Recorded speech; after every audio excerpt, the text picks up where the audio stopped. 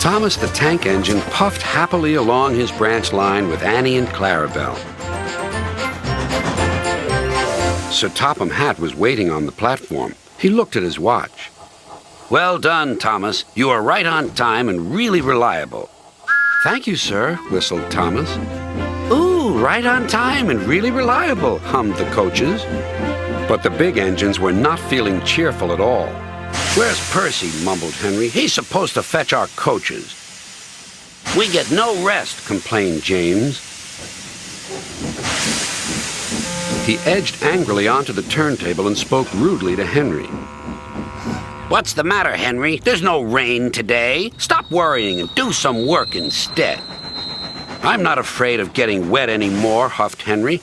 "Anyway, you look silly enough to be a clown. You should join the circus." "Oh," whistled Percy. "So you've heard the news?" "What news?" "About the circus." "Percy, what are you talking about?"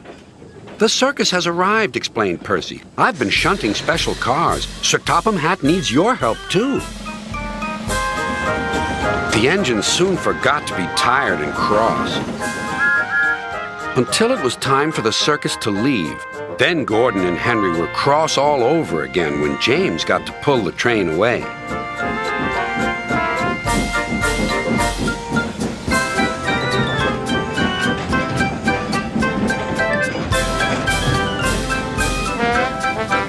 A little later, Sir Topham Hatt returned. "Come along, Henry. A tunnel is blocked down the line. You must take some workmen to investigate."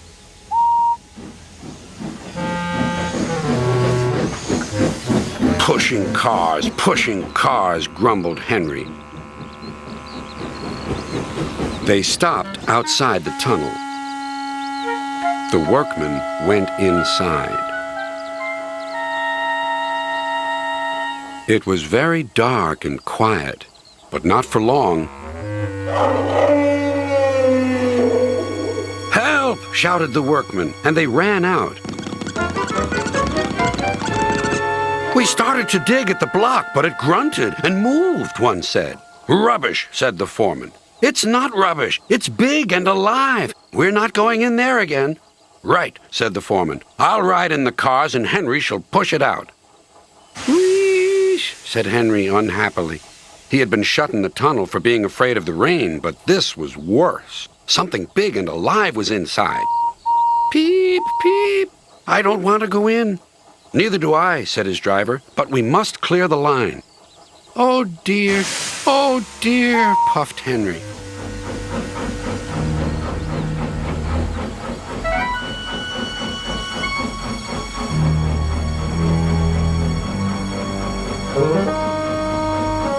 Then there was trouble.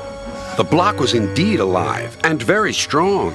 It began to push the train backwards. Out of the tunnel came Henry, then the cars, and last of all, a large, cross elephant. "Well, I never!" cried the foreman. The workman gave him some cake. He drank 3 buckets of water and was just about to drink another when Henry let off steam. Cried the elephant. Water went all over Henry.